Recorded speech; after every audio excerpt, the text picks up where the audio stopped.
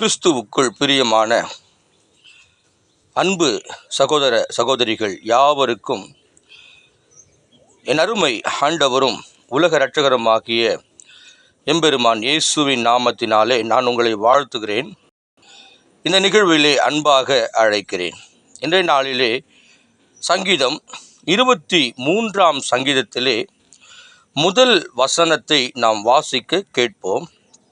கர்த்தர் என் மெய்ப்பராய் இருக்கிறார், நான் தாழ்ச்சி அடையேன்.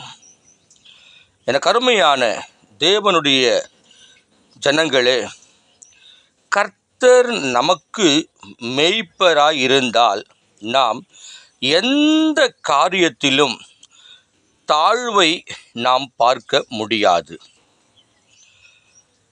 அப்படி எத்தனை பேர் இப்பொழுது கர்த்தரை தன் மெய்ப்பராக கொண்டிருக்கிறார்களோ அவர்கள் வாழ்நாளிலே பல ஆசீர்வாதங்களை அவர்கள் பெற்றுக்கொள்வதில் சந்தேகம் இல்லை.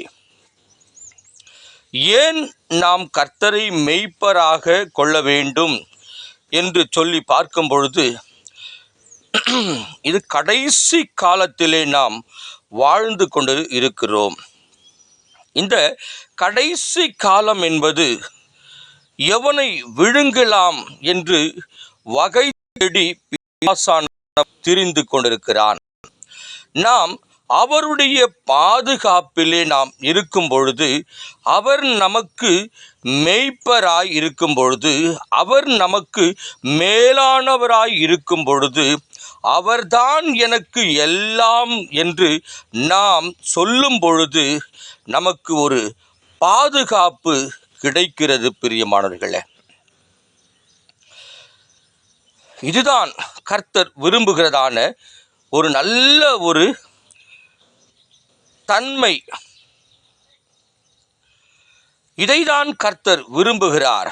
என்னுடைய பிள்ளை, என்னுடைய சகோதரி, என்னுடைய வாலிப தம்பிகள், என்னுடைய சபை போதகர்கள், ஊழியம் செய்கிற அத்தனை பேரும் தேவன் எனக்கு அடைக்கலம், ஆபத்து நாளில் அனுகூலமான துணை என்று நாம் அவரை எல்லாவற்றுக்கும் மேலானவராய் நாம் அவரை உயர்த்தி வைக்க வேண்டும். ஏன் அவரை உயர்த்த வேண்டும் என்று சொன்னால், இந்த அழகான உலகத்தை நமக்காய் சிருஷ்டித்து ஆதாம் ஏவாளை இதை நீங்கள் ஆண்டு கொள்ளுங்கள் என்று சொல்லியிருக்கிறார். நாம் ஒரு நிகழ்விலே இதை நான் பேசும் பொழுது, நம்மை கர்த்தர் ஆளுகை செய்யும்படியாக நம்மை அவர் உருவாக்கியிருக்கிறார். நாம் எப்படி ஆளுகை செய்ய முடியும்?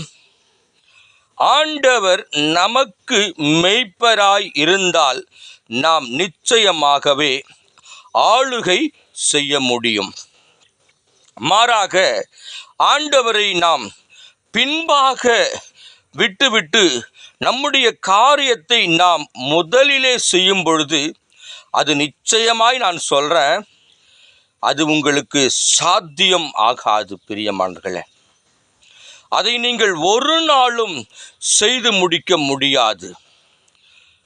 கர்த்தரை உங்களுக்கு முன்பாக நிறுத்தி பிறகு நீங்கள் எந்த காரியத்தை செய்தாலும் சரி, அந்த காரியத்திலே ஒரு பாதுகாப்பை, ஒரு பராமரிப்பை, ஒரு அன்பை கர்த்தர் கொடுப்பதில் நிச்சயம்.